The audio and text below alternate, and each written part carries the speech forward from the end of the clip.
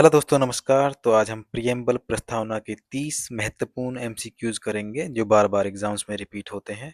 तो पहले इसके बारे में जान लेते हैं। संविधान सभा की तीसरी बैठक हुई थी 13 दिसंबर 1946 को, जिसमें जवाहरलाल नेहरू के द्वारा एक उद्देश्य का प्रस्ताव लाया गया, जिसे संविधान सभा के द्वारा 22 जनवरी 1947 को पारित कर दिया गया, जो बाद में आके संविधान की प्रस्तावना बनी।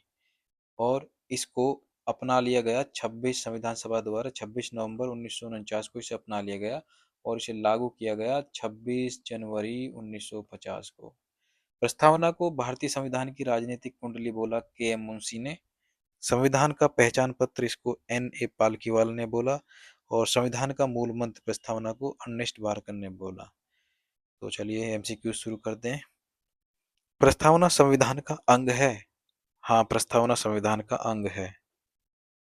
प्रस्तावना कब लागू हुई? यह 26 जनवरी 1950 को लागू की गई। हम भारत के लोग से तात्पर्य है जनता की संप्रभुता। प्रस्तावना में कुल आदर्श कितने हैं? प्रस्तावना में 4 आदर्श हैं। प्रस्तावना में न्याय के प्रकार हैं। इसके न्याय के 3 प्रकार थे, सामाजिक, आर्थिक और राजनीतिक।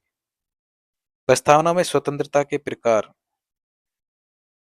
विचार, अभिव्यक्ति, विश्वास और धर्म, ये इसके प्रकार थे। बंधुत्व का उद्देश्य है। इसका उद्देश्य राष्ट्र की एकता और अखंडता है। समाजवादी शब्द किस संशोधन से जोड़ा गया? यह 42वें संविधान संशोधन से जोड़ा गया जो 1976 में हुआ था। इसमें प्रस्तावना में 3 शब्द जोड़े गए थे, समाजवादी, पंथनिरपेक्ष और अखंडता। और पहली बार प्रस्तावना में संशोधन 1976 में किया गया।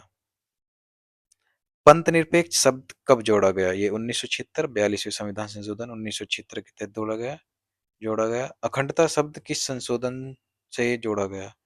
यह भी 42वां संविधान संशोधन से जोड़ा गया। प्रस्तावना में गणराज्य का अर्थ है। गणराज्य का अर्थ है निर्वाचित प्रमुख, यानी कि रिपब्लिक देश वो होते हैं जो गणराज्य जिन्हें बोलते हैं, जिनमें का प्रमुख निर्वाचित होता है। जैसे आपका हो गया अमेरिका और हमारा देश भारत। प्रस्तावना का स्रोत क्या है? इसका स्रोत है उद्देश्य प्रस्ताव। अच्छा, इस उद्देश्य प्रस्ताव का जो विचार किया गया था वो अमेरिका के संविधान से लिया गया। ठीक है जी। और इसकी जो भाषा और विषय वस्तु थी वो ऑस्ट्रेलिया से ली गई। उद्देश्य प्रस्ताव किसने प्रस्तुत किया? ये जवाहरलाल नेहरू ने किया था 13 दिसंबर 1946 को। प्रस्तावना का कानूनी दर्जा क्या है? संविधान का भाग है ये। प्रस्तावना में प्रभुत्व का अर्थ है। प्रभुत्व का अर्थ है बाहरी नियंत्रण से मुक्ति। प्रस्तावना संविधान की क्या है? ये एक आत्मा और दर्शन है। प्रस्तावना को संशोधित किया जा सकता है। बिल्कुल किया जा सकता है। प्रस्तावना मूल ढांचे का हिस्सा है। हाँ, है। लोकतांत्रिक का अर्थ है जनता का शासन। प्रस्तावना में समानता का संबंध किससे था? इसमें मौलिक अधिकार। प्रस्तावना में स्वतंत्रता का संबंध, ये भी मौलिक अधिकार से है। प्रस्तावना में न्याय का संबंध, ये डीपीएसपी राज्य के नीति निर्देशक तत्व से। प्रस्तावना लागू होने की तिथि 26 जनवरी 1950 को इसको लागू किया गया और संविधान सभा द्वारा अपना लिया कब था इसको? 26 नवंबर 1949 को यह अपनाया गया। प्रस्तावना की भाषा किसने तय की? इसकी भाषा संविधान सभा ने तय की। प्रस्तावना में भारत को कहा गया है, भारत को एक संपूर्ण प्रभुत्व संपन्न गणराज्य बोला गया है। प्रस्तावना को पहली बार न्यायिक मान्यता मिली। ये केशवानंद भारती केस में मिली थी 1973। ये केशवानंद भारती वर्सेस केरल राज्य।